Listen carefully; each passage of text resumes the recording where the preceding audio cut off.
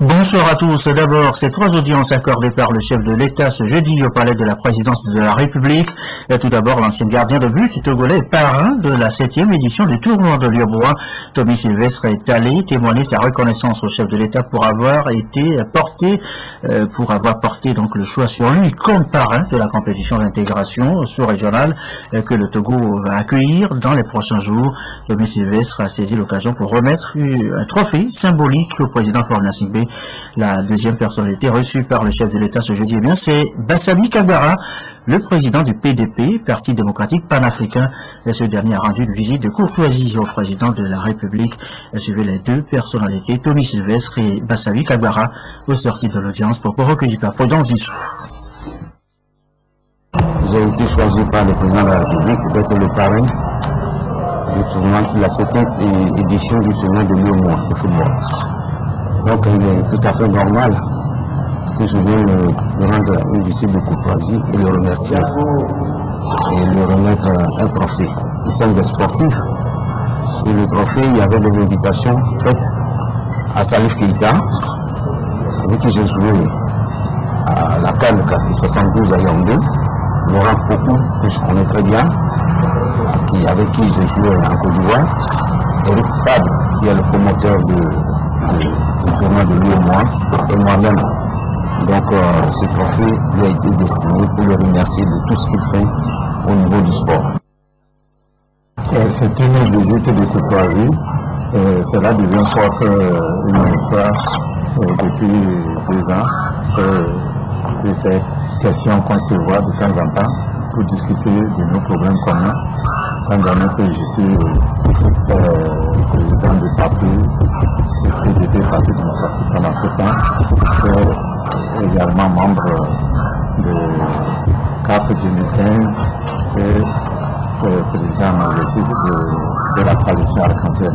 C'était normal que je vienne par le président de la République et nous sommes entretenus les problèmes de l'air. Je suis venu en tant que président du PDP et ensuite, à titre personnel, j'ai voulu discuter avec le président. Cadre Désiré Ouédraogo, le président de la commission de la CEDEAO, est la troisième personnalité qui a conféré avec le chef de l'État. Il est allé présenter, lui, au président Faure Gnassingbé, le coordinateur de la CEDEAO pour la riposte contre Ebola, le plan régional de réponse à l'épidémie Ebola qui sévit depuis quelques mois dans la sous-région ouest-africaine. Le président de la commission de la CEDEAO a saisi l'occasion pour recueillir les orientations du chef de l'État en vue d'une réponse collective pour faire face à cette fièvre hémorragique. Cadre Désiré Ouédraogo s'est lui aussi confié à la presse au sortir de cette audience. Des propos recueillis par Prudence Zissou. Nous sommes venus présenter au chef de l'État le plan régional de réponse à la crise de l'épidémie d'Ebola après sa désignation par ses pairs pour coordonner notre réponse régionale lors du sommet extraordinaire du 6 novembre à Accra. Nous avons donc saisi l'occasion pour recueillir ces orientations pour la feuille de route qui va permettre d'optimiser la réponse de notre région face à cette terrible maladie. Nous sommes reconnaissants au président de la République pour les orientations qu'il a bien voulu nous donner pour la bonne marche de notre réponse collective. Vous savez que la CEDEAO est présente aux côtés des États membres dans cette lutte, d'abord par un appui financier aux États les plus durement affectés, par un appui également en matériel, mais aussi en personnel humain. Nous avons formé 132 volontaires, médecins, épidémiologistes, laborantins, infirmiers qui ont été formés à Accra et qui, à partir de ce jour même, seront déployés dans les 3 pays les plus affectés. Mais le plaidoyer de la CEDEAO aussi, c'est de maintenir les frontières ouvertes pour ne pas isoler les pays les plus affectés, tout en maintenant naturellement des mesures sanitaires strictes au point d'entrée et de sortie des États. Il y a également la coordination où nous souhaitons que sous l'égide du président de la République, la CEDEAO joue un rôle central en ce qui concerne l'Afrique de l'Ouest, et nous pensons fédérer l'action de tous ceux qui interviennent pour soutenir nos États en la matière. Et il faudra naturellement penser également à l'impact économique de cette épidémie et déjà envisager la situation post-Ebola. Donc c'est de toutes ces questions que nous avons entretenu le président de la République et nous le remercions encore une fois de nous avoir donné cette opportunité. L'actualité ce soir, nous vous l'en mentionnions en titre tout à l'heure, l'agenda 2014 du système national de santé revisité ce jeudi. Les grands axes stratégiques ont été passés à la loupe. Un plan de travail détaillé qui fait le point sur la situation sanitaire au Togo. La rencontre, la deuxième du genre, a été présidée par le Premier ministre. Le compte rendu, Florence Kouekwase et Lemso Soupo.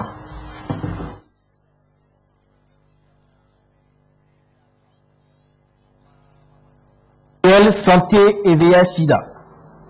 Ces professionnels de la santé, ensemble avec le Premier ministre, Célia Godia Oumezounou, vont évaluer les activités menées dans le plan de travail budgétisé de l'année 2014.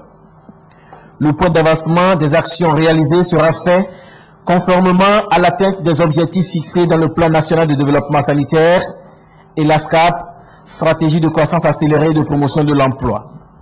Le point se fait par rapport aux différents axes stratégiques qui sont définis au niveau du ministère de la Santé. Et en ce qui concerne ces axes stratégiques, différents pourcentages de réalisation des indicateurs qui sont prévus sont analysés.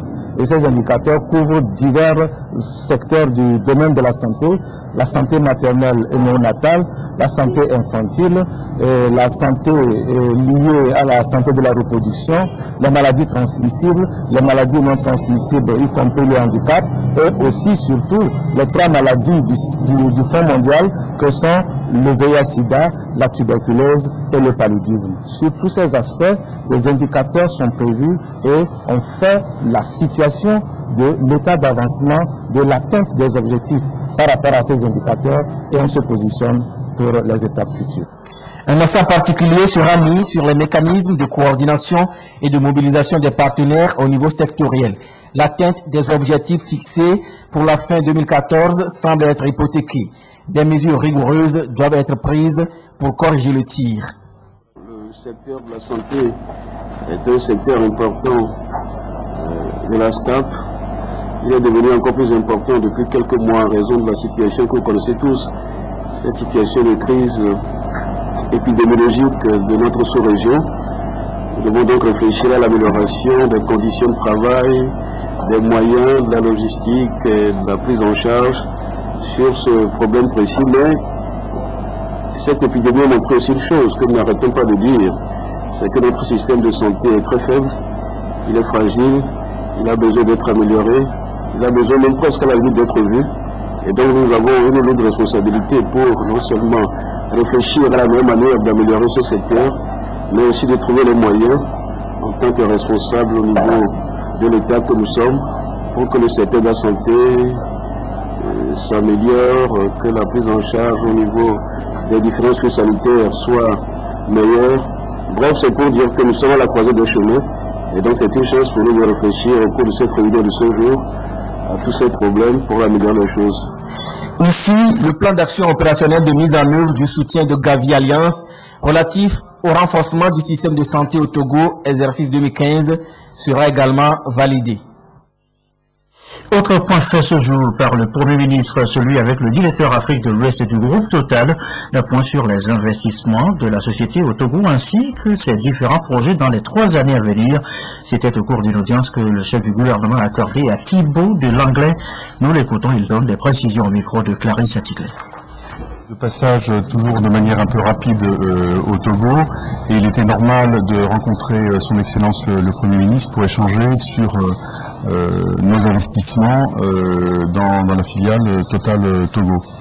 Nous sommes présents au Togo depuis maintenant un peu plus de 60 ans. Nous investissons entre 2,5 et 3 milliards de francs CFA par an. Donc il était normal de partager nos investissements et nos projets avec le Premier ministre et j'étais très honoré de l'audience qu'il nous a consacrée. Nous allons passer donc en revue nos investissements dans les stations-service, comme vous avez pu le remarquer au Togo et notamment à Lomé. Nous avons investi dans de nouvelles stations avec de nouvelles couleurs qui sont plus vives plus apparente pour nos clients et qui, je crois, marque un peu les esprits. Nous allons continuer ce programme d'investissement tout au long des 3 ans qui viennent pour faire l'intégralité du réseau sous cette nouvelle couleur. Nous avons parlé également de nos partenaires transporteurs avec lesquels nous avons développé des partenariats pour permettre d'avoir une flotte de transport rénovée, avoir des systèmes informatiques à bord, embarqués, des systèmes embarqués. Et nous nous félicitons de notre partenariat avec les transporteurs du Togo qui sont de véritables partenaires. Nous avons également parlé du programme Jeunes Gérants, qui est un programme qui vise à former nos pompistes dans les stations-service pour en faire de véritables entrepreneurs. Donc c'est tout un programme que nous avons développé dans les dernières années et qui permet donc de former à partir de gens qui sont sur les pistes, de futurs gérants, qu'on aide financièrement, qu'on forme à la gestion, au marketing, au commerce, et qui progressivement peuvent prendre des responsabilités au sein de nos stations-service. Élection à l'Assemblée nationale où les députés ont autorisé ce jeudi, nous annoncions aussi en titre, le gouvernement a ratifié la charte du Conseil de l'Entente. C'est l'une des plus vieilles organisations sous-régionales. Cette charte, bientôt ratifiée donc par le gouvernement, devrait redonner vie à l'organisation. La séance, la 10e, le reportage de Erno Kidou. Le Conseil de l'Entente, créé en mai 1959, est pratiquement inexistant aujourd'hui pour des raisons de mauvaise organisation et de dysfonctionnement de cette institution sous-régionale. Ces manquements ont entraîné l'arrêt des programmes de coopération et de développement avec pour conséquence la perte de crédibilité auprès des États et des partenaires régionaux et internationaux. La charte ratifiée ce jour pour redynamiser le Conseil de l'Entente s'explique par le souci des chefs d'État des pays membres de conjuguer leurs efforts pour répondre aux aspirations de leurs peuples respectifs. En autorisant la ratification de la charte du Conseil de l'Entente, vous venez d'exprimer votre entière adhésion et votre soutien à ce processus de restructuration et de refondation de cette institution sous-régionale, dont les programmes de développement profitent déjà à notre pays dans les domaines qui ont été rappelés. En particulier, comme vous le savez, la conférence des chefs d'État et de gouvernement tenue à Niamey le 17 décembre 2013 a décidé de faire du Centre régional de formation pour l'entretien routier et CERFER, dont le Togo abrite le siège, un centre d'excellence qui aura pour principale mission la formation des jeunes au métier des chemins de fer, en vue de l'entretien de la boucle ferroviaire en construction et plus généralement la construction et l'entretien des infrastructures communautaires. C'est dire que les retombées positives de l'acte législatif que vous venez de poser profitent également à la jeunesse en quête de formation appropriée, à moindre coût, favorisant son insertion sociale.